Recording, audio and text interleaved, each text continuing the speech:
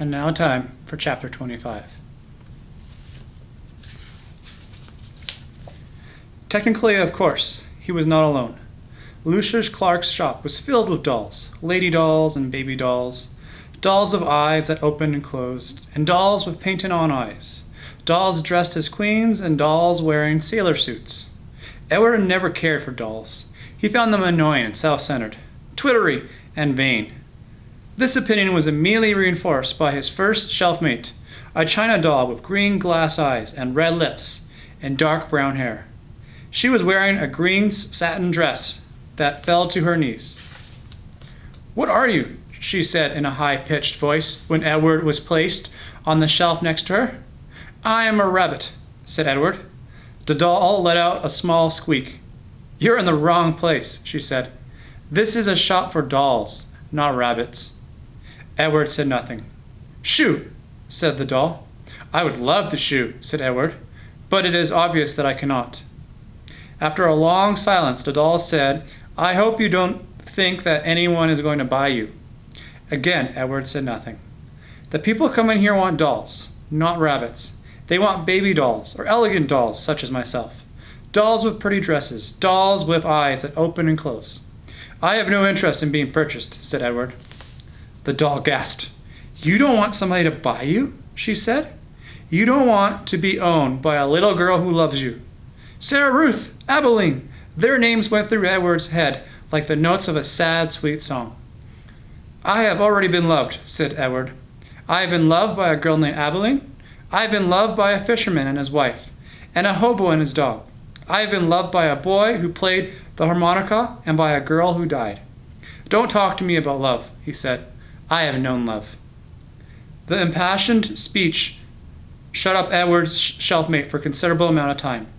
"Well," she said at last, "still, my point is that no one is going to buy you." They did not speak to each other again. The doll was sold 2 weeks later to a grandmother who was purchasing her for a grandchild. "Yes," she said to Lucius Clark. "That one right there, the one with the green dress, she is quite lovely." "Yes," said Lucius, "she is, isn't she?"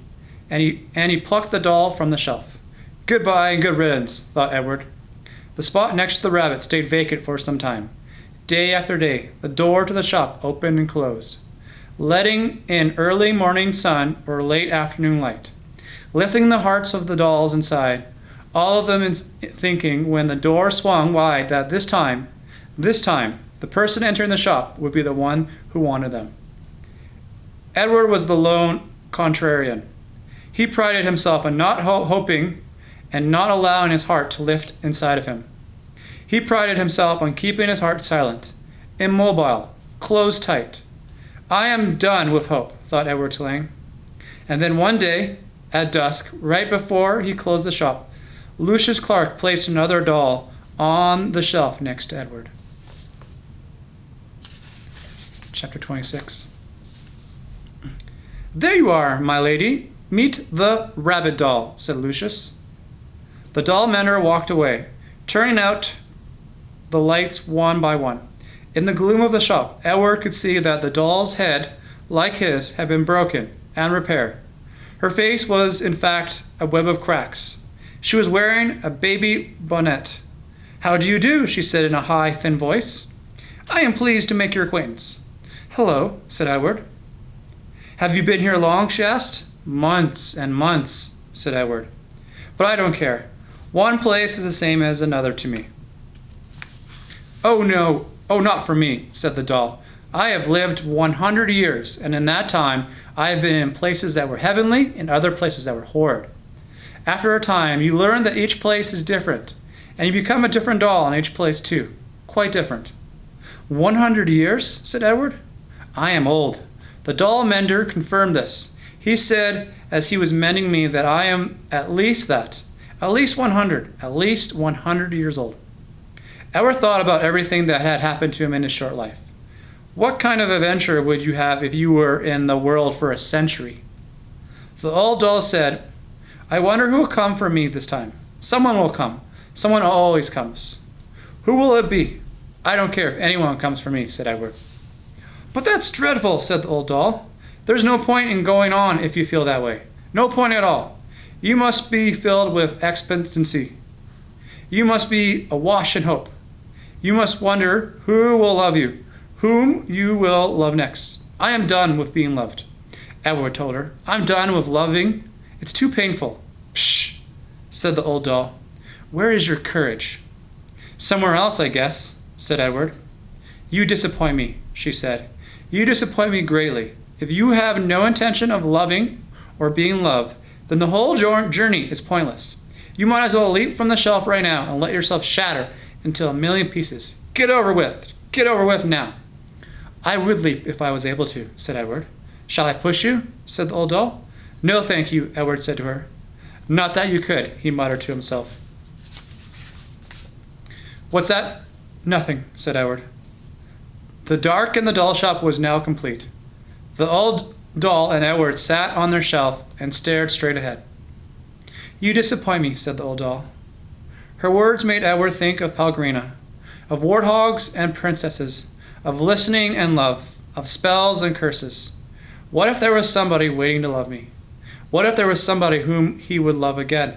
Was it possible? Edward felt his heart stir. No, he told his heart, not possible. Not possible. In the morning, Lucius Clark came and unlocked the shop. Good morning, my darlings, he called out to them. Good morning, my lovelies.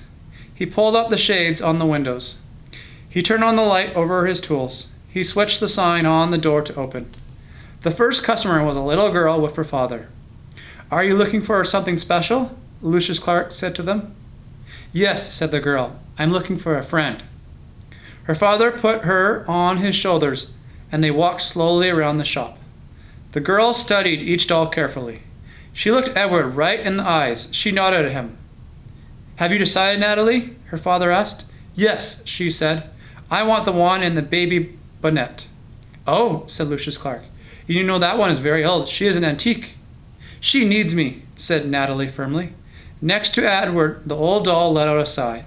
She seemed to sit up straighter. Lucius came and took her off the shelf and handed her to Natalie. And when they left, when the girl's father opened the door for her daughter and the old doll, a bright shaft of early morning light came flooding in, and Edward heard quite clearly, as if she were still sitting next to him, the old doll's voice.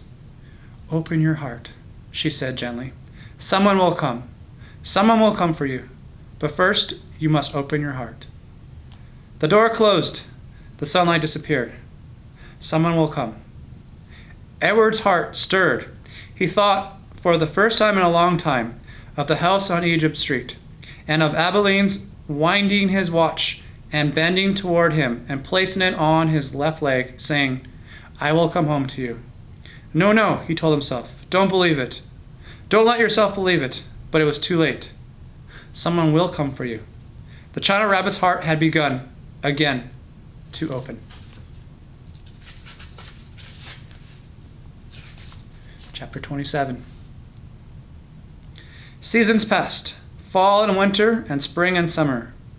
Leaves blew in through the open door of Lucius Clark's shop and rain. And the green, outrageous, hopeful light of spring. People came and went, grandmothers and doll collectors and little girls with their mothers. Edward Tulane waited. The season turned into years. Edward Tulane waited. He repeated the old doll's words over and over until they were a smooth grove of hope in his brain. Someone will come. Someone will come for you. And the old doll was right. Someone did come. It was springtime. It was raining. There were dogwood blossoms on the floor of Lucius Clark's shop. She was a small girl, maybe 5 years old. And while her mother struggled to close a blue umbrella, the little girl walked around the store, stopping and staring solemnly at each doll and then moving on. When she came to Edward, she stood in front of him for what it seemed like a long time. She looked at him, and he looked back at her. Someone will come, Edward said. Someone will come for me. The girl smiled, and then she stood on her tiptoes and took Edward off the shelf. She cradled him in her arms. She held him in the same ferocious, tender way Sarah Ruth had held him. "Oh," thought Edward, "I remember this."